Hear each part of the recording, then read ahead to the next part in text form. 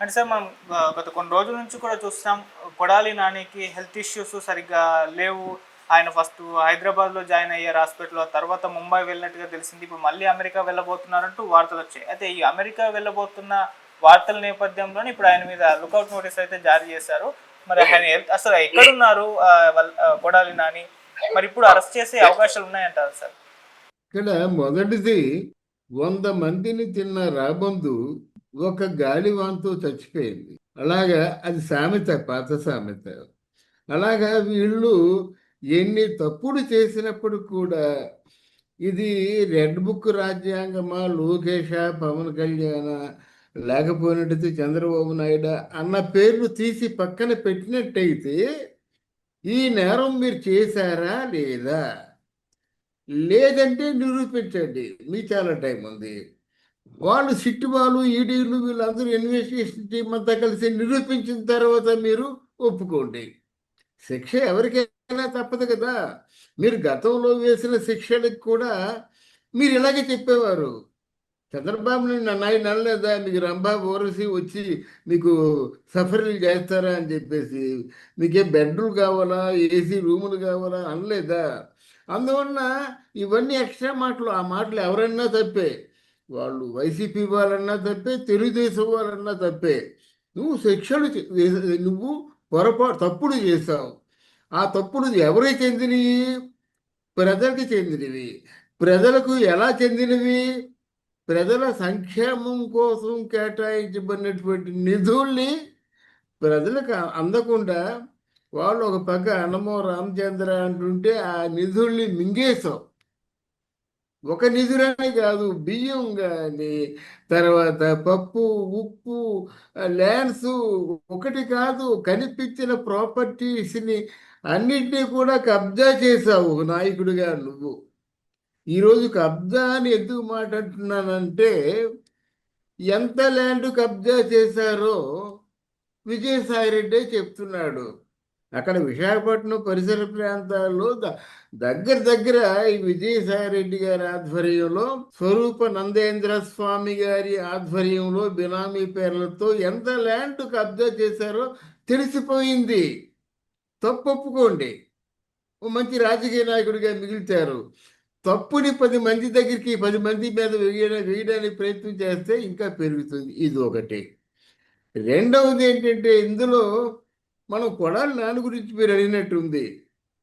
ఇక్కడ కొడాలి నాని ఏంటంటే రాజకీయాల్లో పనికిరాని ఒక వెర్రి పుష్పం. ఎందుకంటే ఆ భాష ఏమిటండి? శాసన సభలోకి వెళ్ళిన తర్వాత ఆయన్ని ఒరే అప్పారావు, ఒరే సుబ్బారావు అని పిలవచ్చు కదా. అలా మనం పిలవం కదా, అధ్యక్ష అంటాం. ఎంత మంచి భాష అది! అంటే ఆ స్థాయిలో మిగతా భాష అంతా ఉండాలి. దానికి ప్రేరణ చెంది ప్రజలు కూడా ఇన్స్పైర్ అవ్వాలి. అందులో వాదోపవాదాల్లో మంచి వాదాన్ని వాళ్ళ గుండెల్లో ఉంచుకొని వాళ్ళు కూడా రేపటి తరంలో ఒక రాజకీయ నాయకులుగా ఎదగాలి.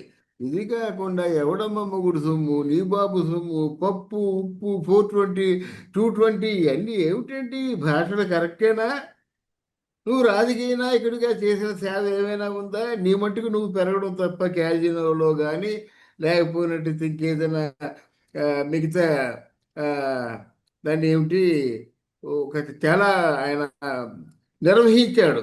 అంటే అక్కడ నిర్వహించినటువంటి ఈ లిక్కరు దందాలో కానీ, భూముల దందాలో కానీ చాలా నిర్వహించాడు. ఏ గుడివాడ ప్రజలైతే ఆయనకి పట్టం కట్టారో ఆ గుడివాడ ప్రజలే చీకొట్టారు అన్నమాట. ఇంకా అలాంటి వాడు ఇక్కడ అక్కడ ఎక్కడో తిరగడం అన్నది అది సమంజసం కాదు. నేడో రేపు కొడాలి నాన్ని కూడా అరెస్ట్ చేస్తారు.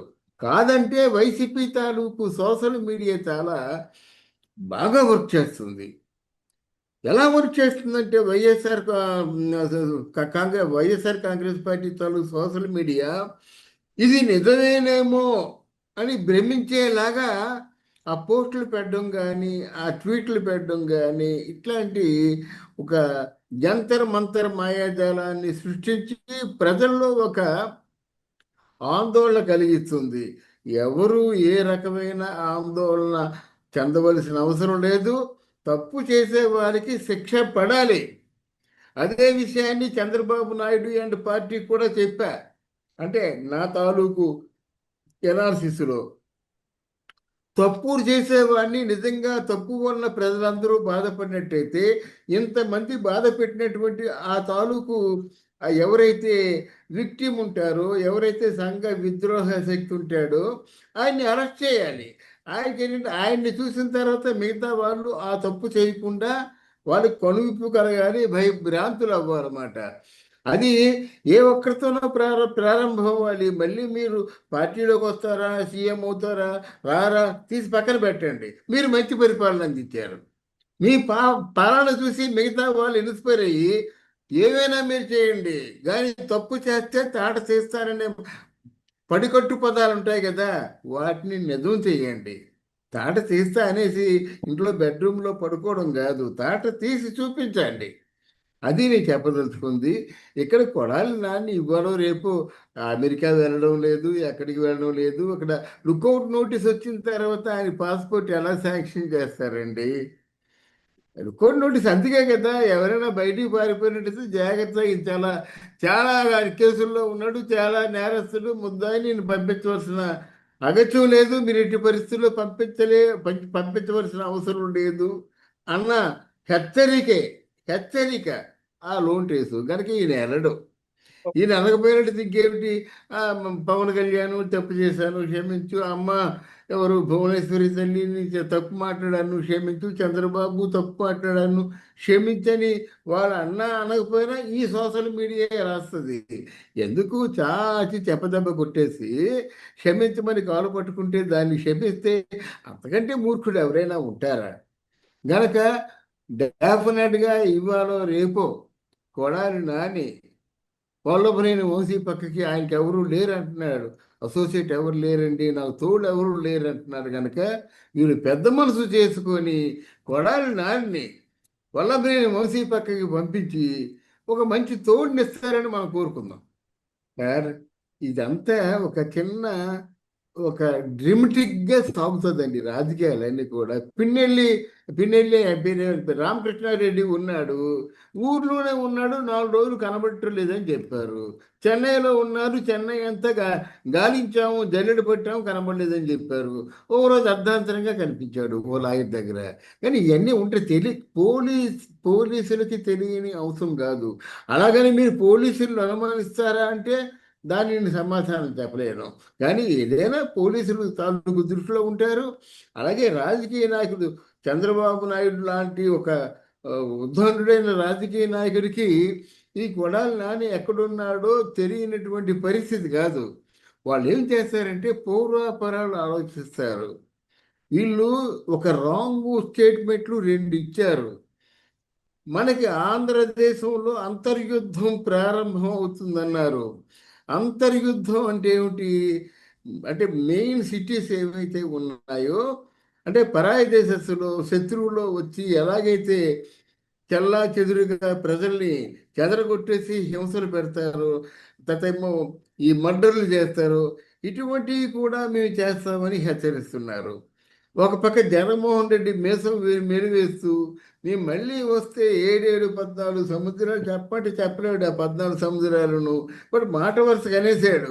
7-14 సముద్రాలు దాటి ఎక్కడున్నా మీరు రిటైర్ అయిపోయినా సరే మిమ్మల్ని తీసుకొచ్చి మామూలు కొడితే ఆయనకి సాటిస్ఫాక్షన్ ఉండదంట. ఆ గుడ్డలు ఊడదీసుకోవడం అనేది ఆ పార్టీలో బాగా ఆనవాయితీ. అలా ఎంపీ లాంటి నాయకులు కూడా గుడ్డలు తీసుకొని ప్రపంచానికి ఆయన మంచి అందమైన మెసేజ్ని ఇచ్చారు.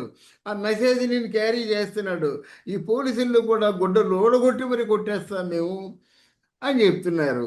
ఏవైనా ఇంకిత జ్ఞానం ఉందా? అంటే ఇట్లాంటి ఏదైనా ఆంధ్రదేశంలో శాంతి భద్రతలకు ఏదైనా ఆటంకాలు వస్తాయేమో అని మాత్రమే చంద్రబాబు నాయుడు ఆలోచిస్తున్నాడు. అదే మోదీ కూడా ఆలోచిస్తున్నాడు. ఇప్పుడు మిగతా వాడు ఎవరు పేరుని నేలనుకోండి మూసి పారేస్తారు అవుతున్నా కొడాలి నాని, ఎందుకంటే మాటలతో రెచ్చగొడతాడు. రాజకీయాల్లో కావాల్సింది కర్ర పట్టుకున్నాడు కాదు, కర్ర పట్టుకునేలా చేసేవాడు రాజకీయ నాయకుడు. అర్థమైందా? కొట్టండి వెళ్ళి కొట్టండి అంటే వాళ్ళు పూర్తిగా ఓ బిర్యానీ ప్యాకెట్ తింటారు, ఒక హాఫ్ కొడతారు. వెళ్ళి ఎవరు కొట్టమంటే వాళ్ళు కొట్టేయడం కదా. తలకాయ బద్దలు కొట్టమన్నా, కాలు ఇరిచేయమన్నా, చేతులు ఇరిచేయమన్నా, కళ్ళు పొడిచేయమన్నా పొడిచేయడానికి సిద్ధంగా ఉన్నారు కూడా లాంటి దగ్గర జనాలు. ఆ విషయంలో కొంత ఆలోచన జరగవచ్చు, కానీ డెఫినెట్గా వీళ్ళని కానీ కంప్లీట్గా ఒక బుద్ధి చెప్పి ఇట్లాంటి అగంతకులకి, ఇట్లాంటి ఒక సంఘ విద్రోహ శక్తులకి ఒక మెసేజ్ ఇవ్వకపోతే మాత్రం భవిష్యత్తు రాజకీయ ముఖచిత్రమే మారిపోతుంది. భవిష్యత్తులో రాజకీయాలు అంటే కేవలం మర్డర్లే, మానభంగాలే, సంఘ విద్రోహమే. ఇది మాత్రం నేను సూటిగా చెప్పదలుచుకున్నాను. వారికి వాటి శిక్ష వేయాలి, తగిన శిక్ష వేయాలి. ఓకే. ఇట్లాంటి శత్రువులు అందరూ కూడా భయభ్రాంతులు అవ్వాలి. అప్పుడే కొంత కంట్రోల్ చేసిన వాళ్ళు అవుతారు. ఈ రాజకీయ లబ్ధులు అవి చూసుకుంటే జరగదు. ఎవరో ఒకరు ముందు అడగాలి, ముందు అడుగు వేయాలి. అదే కదా పవన్ కళ్యాణ్ అంటాడు, ఒక్కడితోనే ఉద్యమం ప్రారంభం అవుతుంది, 10 అడుగులతో ప్రారంభం అవుద్దు. ఆ ఒక్క అడుగు వేయవలసినటువంటి సమయం వచ్చింది. మీరు అన్నట్టు జగన్మోహన్ రెడ్డి గారు వార్నింగ్ ఇవ్వడం చూసాం సార్. ఇప్పుడు ఏ బుక్ లో రాసుకుంటారు ఆ బుక్ లో రాసుకోండి, మనం అధికారంలోకి వచ్చిన తర్వాత వాళ్ళు రిజైన్ చేస్తున్నా సరే మనం తీర్చుకుందాం ప్రతీకారం అన్నట్టుగా మాట్లాడుతున్నారు. సో మరి ఏంటి కల్చర్ మారిపోతుందా అంటే వరుసగా కేసులు వీళ్ళ మీద నమోదవుతున్నట్టు మైండ్ బ్లాక్ అయిపోయిందని కూడా జగన్మోహన్ రెడ్డి గారు అన్నారు. సో మరి దీన్ని ఏ విధంగా చూడొచ్చు అంటారు రేపు ఒకవేళ వైసీపీ అధికారంలోకి వస్తే? జగన్మోహన్ రెడ్డి మాటల్ని చాలా పెద్దలు కేంద్ర ప్రభుత్వంలో ఉన్నటువంటి ఈవెన్ జస్టిస్తో, సుప్రీంకోర్టు జస్టిస్తో మాత్రం వాళ్ళతో సైతం ఖండించాలండి. రాజకీయాలు అంటే ప్రజలందరూ మీకు పట్టం కట్టి, ప్రజలందరూ మీ పల్లకి మోసి, వాళ్ళకి తరతరాలుగా తరగకుండా ఉన్నటువంటి పేదరికాన్ని రూపుమాపుతారని మిమ్మల్ని ఎంపీ చేసుకున్నారు, మిమ్మల్ని నాయకులు చేశారు. కానీ ఎవరో మీ తాలూకు మీకు పడదని మీ గోళీలు ఆడుతుండగా దెబ్బలాట్లు ఆడు మిమ్మల్ని కొట్టాడని నేను వెళ్ళాను చంపేస్తానంటే దానికి ప్రజలకు సంబంధం ఏంటండి? అసలు ఈ మాటలేమిటండి? మేము ఒక పక్క రోజా అంటుంది మేము కానీ పవర్లోకి వచ్చినట్లయితే మీకు అంత చూస్తామని, ఒక పక్క విడుదల రజని అంటున్నారు, ముందు వాళ్ళు మూసేయాలి కదండి. మేము అంటే వాళ్ళు అంత చూడడానికి ఆ ప్రజలు వీళ్ళు నొప్పి చేసుకుంటారు. అంటే రాజకీయ నాయకుడిగా మీరు నేర్చుకుంది, మీకు పాలిటిక్స్లో చెప్పింది ఇదేనా? కక్ష సాధింపు, పగ సాధింపు, మర్డర్లు ఇవేనా చెప్పారు మీకు? మరి గాంధీ లాంటి ఒక జాతి పెద్ద చెప్పింది ఏమిటి? అహింస అన్నారు. అట్లాంటి స్లోగన్ ఎత్తుకోవచ్చు కదా మీరు. అది లేదు. వాళ్ళు కొట్టారు, మేము కొడతాం. వాళ్ళు తిట్టారు, వాళ్ళు ఒక తిట్టారు, మేము 10 తిట్లు తిడతాం. ఇది మాత్రం రాజకీయాల్లో తెలుగుదేశం పార్టీ కావచ్చు, వైఎస్ఆర్సీపీ కావచ్చు, ఎవరైనప్పటికి కూడా వాళ్ళు శిక్షార్హులే. అయితే ఇక్కడ మీరు ఒక చిన్న గమ్మత్తు చూసారో లేదో, చంద్రబాబు నాయుడు కక్ష సాధింపు చర్య అనే పేరు రాకుండా ఏదో కేసు ఉంది, దాని మీద విచారణ జరిగింది, ఈడీ తప్పు పట్టాడు, ఫుల్ డాక్యుమెంటేషన్ విట్నెస్ ఉంది, అందువల్ల చట్టం తన పని చేసుకుపోతుంది అనేటువంటి మార్గంలో ఆయన శిక్షలు వేస్తున్నాడు, శిక్షలు పడేలా చేస్తున్నాడు. అది ఒకందుకు మంచిదే కదా. చంద్రబాబు నాయుడు అని శిక్ష వేయటం లేదు, ఆయన ఏదో చేశారట, ఎవరికో ఏదో హాని జరిగిందట, వాళ్ళు కంప్లైంట్ ఇచ్చారు, ఆలోచించారు, న్యాయస్థానం తీర్పిచ్చింది, వాళ్ళు అమలు చేస్తున్నారు. దీనికి దానికి సంబంధం ఏంటి? నా భార్య అన్నప్పుడు నేను ఏమైనా చెప్పానా? ఈ రోజు వరకు నా భార్య ప్రసక్తి ఏమైనా వచ్చిందా? అని నన్ను మాట్లాడినప్పుడే నేను నోరెప్పలేదు, ఏడ్చాను తప్ప అని చెప్పొచ్చు. అందువల్ల అట్లాంటి రాజకీయాలు ఉన్నా పర్వాలేదు, ఆయన దారిని పోతున్నాడు, పరిశ్రమలు అంటున్నాడు, పెట్టుబడులు అంటున్నాడు, ఏదో మొత్తానికి ఏంటంటే అందరినీ కూడా సుభిక్షంగా ఉండడానికి, వయోవృద్ధులు కూడా సుభిక్షంగా ఉండడానికి ఏవో పథకాలు ఇస్తున్నాడు. ఈ సమాజానికి అవసరమైన పథకాలు, సమాజానికి అవసరమైన పథకాలండి. ఎక్కడో ఎవరికో 10,000 ఇస్తే తాగి పడిపోతాడు వాడు. అలా కాకుండా వృద్ధాప్యంలో ఉన్నవాడికి పెన్షన్ తప్పకుండా రావాలనుకోవడం, లేకపోతే ఇది చిన్న వికలాంగుడికేమో డబుల్ పెన్షన్ రావాలనుకోవడం. ఎంతమంది నిశ్చింతగా బతుకుతున్నారండి? నెల అయ్యేసరికి 7,000 వస్తుంది. 1,000 రూపాయలు అద్దె కట్టుకున్నా, 5,000 రూపాయలు పుచ్చుకున్నా, ఓ 1,000 రూపాయలు మిగులుతుంది మందులకి. అంటే ఇట్లాంటి పరిశ్రమ చేస్తున్నాడు చంద్రబాబు నాయుడు. ఈ మరి ఈయన తాలూకు జగన్మోహన్ రెడ్డి తాలూకు ఆంతర్యం ఏమిటో తెలియదు, కానీ ఎంత గొప్పగా నటిస్తాడండి. ఎందుకు చేస్తున్నారో తెలీదు, వాళ్ళకి బుర్ర ఉందో లేదో తెలీదు, ఎందుకు మమ్మల్ని హింస పెడుతున్నారో తెలీదు. మా పరిపాలనలో ఒక్కడినైనా పన్నెత్తి మాట అన్నామంటే మనకి గుండెల్లో కడుక్కుమంటుందన్నమాట. మీ పరిపాలనలో ఎవరిని తిట్టలేదా? అసలు మీ నోరెత్తి తిట్టలే కదా, వాళ్ళ బూతులే కదా. మీ తాలూకు నాయకులన్నీ కూడా బూత్ సిగ్నల్సే కదా ఇస్తారు. ఒక రోజే చాలదు. నేను కాక మొన్న ఆడంగి వెధవులారా అన్నది మీ చెవుడా, మీకు వినిపించలేదా? అలాగే జనవాణి కార్యక్రమం విశాఖపట్నంలో చూపుడు వేళ్లతో ఏదో సైగ చేసింది, ఆవిడకి ఏదో గుర్తుకొచ్చి అందరూ నవ్వుకున్నారు. అయిపోయి తప్పు, ఇట్లాంటి బూతు సిగ్నల్స్ ఇస్తావేటమ్మా, తప్పు కదా అన్నప్పుడు మీరు ఏమైనా ఆవిడకి వార్నింగ్ ఇచ్చారా? కొడాలి నానికి వార్నింగ్ ఇచ్చారా? ఎందుకు? అలాగే వల్లభనేని వంశీకి వార్నింగ్ ఇచ్చారా? అవన్నీ మీకు వినిపించలేదా? మా పరిపాలనలో ఎవరిని పన్నెత్తి మాట్లాడలేదు, ఎవరిని శిక్ష వేయలేదు. అరే ఒక ఉమ్, కరడు కట్టినటువంటి తెలుగుదేశం పార్టీ అని పేరు మర్చిపోయానండి. ఆయన చంద్రబాబు నాయుడు జై తెలుగుదేశం అంటే ఇలాగ అడ్డంగా పడగొట్టి పిడిగుద్దులు గుద్ది పీక మీద కత్తి పెట్టి జై జగనం అను అన్ను. జై జగన్ అనమంటున్నాను అంటావా అనవా? అన్ను. జై జగన్ అను అంటే అన్నాడు, పట్టుకు వచ్చారు. ఇంతకంటే నిలువెత్తు నిదర్శనం అండి జగన్మోహన్ రెడ్డి పరిపాలనకి. ఒక జర్నలిస్ట్ ప్రశ్న వేసినందుకు తలకాయ బద్దలు కొట్టేశారండి. అరే నామినేషన్ వేయడానికి వెళ్ళినందుకు చేతులు నరికేశారండి. ఇలా ఎన్ని ఉన్నాయండి? ఇలా ఎన్ని ఉన్నాయి? నువ్వు సిగ్గు లేకుండా ఎగ్గు లేకుండా మా పరిపాలనలో అంత శాంతి భద్రత ఉంది తప్ప పన్నెత్తి మాట అన్నావా? ఎవరినైనా శిక్షించావా?